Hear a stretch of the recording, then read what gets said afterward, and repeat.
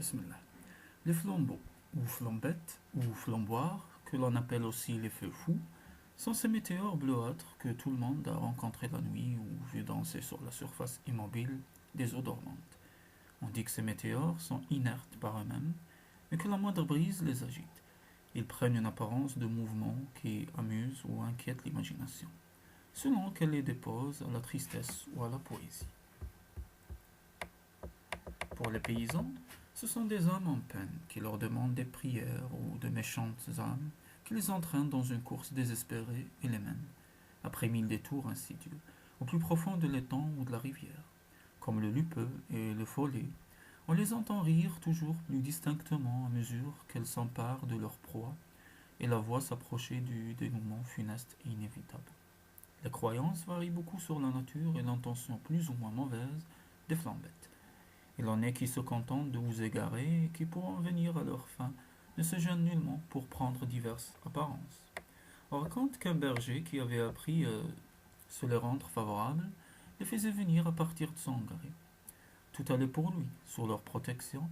Ces bêtes profitaient, quant à lui, il n'était jamais malade. Dormait et mangeait bien, était comme hiver. Cependant, on le vit tout à coup devenir maigre, jaune et mélancolique. Consulté sur la cause de son ennui, il raconta ce qui suit. Une nuit qu'il était couché dans sa cabane roulante, auprès de son parc, il fut éveillé par une grande clarté et par de grands coups frappés sur le toit de son habitacle. Qu'est-ce que c'est donc fit-il, tout surpris que ses chiens ne l'eussent pas averti. Mais avant qu'il fût venu à bout de se lever, car il se sentait lourd et comme étouffé, il vit devant lui une femme si petite et si menue, et si vieille qu'il en eut peur, car aucune femme ne pouvait avoir une pareille taille et un pareil âge. Elle n'était habillée que de ses longs cheveux blancs qui la cachaient tout entièrement et ne laissaient passer que sa petite tête ridée et ses petits pieds desséchés. Ça, mon garçon, fit-elle, viens avec moi, l'heure est venue. Quelle heure donc est venue dit le berger tout déconfit.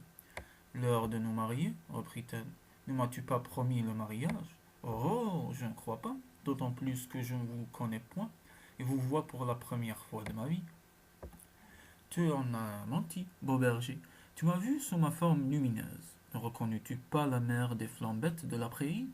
Et ne m'as-tu pas juré, en échange des grands services que je t'ai rendus, de faire la première chose dont je te viendrai requérir? Oui, c'est vrai, mère Flambette, je ne suis pas un homme à reprendre ma parole, mais j'ai juré cela à condition que ce ne serait aucune chose, contraire à ma foi, de chrétien et aux intérêts de mon âme. Eh bien donc, est-ce que je te viens enjôler comme une coureuse de nuit? Est-ce que je ne viens pas chez toi décemment revêtu de ma belle chevelure d'argent fin et pareil comme une fiancée? C'est à la messe de la nuit que je te veux conduire, et rien n'est si salutaire pour l'âme d'un vivant que le mariage avec une belle morte comme je suis. Allons, viens-tu? Je n'ai pas de temps à perdre en paroles. Et elle fit mine d'emmener le berger hors de son parc. Mais il recula tout effrayé, disant: Nenni, ma bonne dame, c'est trop d'honneur pour un pauvre homme comme moi, et d'ailleurs j'ai fait vœu à Saint Ludre, mon patron, d'être garçon le restant de mes jours. Le nom du saint, mêlé au refus du berger, mit la vieille en fureur.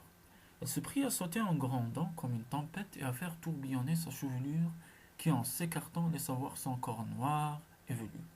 Le pauvre Ludre, c'était le nom du berger, recula d'horreur en voyant que c'était le corps d'une chèvre, avec la tête, les pieds et les mains d'une femme caduque. Retourne au diable, allez, la lettre sorcière, s'écria-t-il, je te renie et te conjure en endu. Il allait faire le signe de la croix, mais il s'arrêta jugeant que c'était inutile, car au seul geste de sa main, la diablesse avait disparu, et il ne restait d'elle qu'une petite flammette bleue qui voltigeait en dehors du parc. C'est bien, dit le berger, faites le flambeau, tant qu'il vous plaira. Cela m'est fort égal, et je me moque de vos clartés et de vos singeries. Là-dessus, il se voulut recoucher. Mais voilà que ses chiens, qui jusque-là étaient restés comme charmés, se prirent à venir sur lui en grondant et montrant les dents, comme s'ils le voulaient dévorer. Ce qui le mit fort en colère contre eux. Et prenant son bâton ferré, il les battit comme ils le méritaient pour leur mauvaise garde et leur méchante humeur. Les chiens se couchèrent à ses pieds en tremblant et en pleurant. On eût dit qu'ils avaient regret de ce que le mauvais esprit les avait forcés de faire. Ludre, les voyant apaisés et soumis, se mettait en devoir de se rendormir. Lorsqu'il les vit se relever comme des bêtes furieuses et se jeter sur son troupeau, il y avait là 200 ouailles qui se prirent de peur et de vertige, sautèrent comme des diables, allez, nana, par-dessus la clôture du parc et s'enfuirent à travers champs, courant comme si elles eussent été changées en biches, tandis que les chiens tournaient à la rage comme des loups, les poursuivaient en leur mordant les jambes et en leur arrachant la laine qui s'envolait en nuées blanches sur les buissons. Le berger, bien en peine, ne prit pas le temps de remettre ses souliers et sa veste, qu'il avait posés à cause de la grande chaleur. Il se mit à courir après son troupeau, jurant après ses chiens qui ne l'écoutaient point et couraient de plus belle, hurlant comme chiens courant qui ont enlevé le lièvre, et chassant devant eux le troupeau effarouché, et tant coururent, ouailles, chiens et bergers, que le pauvre Ludre fit au moins 12 lieues autour de la mare et aux flambettes, sans pouvoir rattraper son troupeau, ni arrêter ses chiens qui lui tuaient de bon cœur s'il eût pu les atteindre.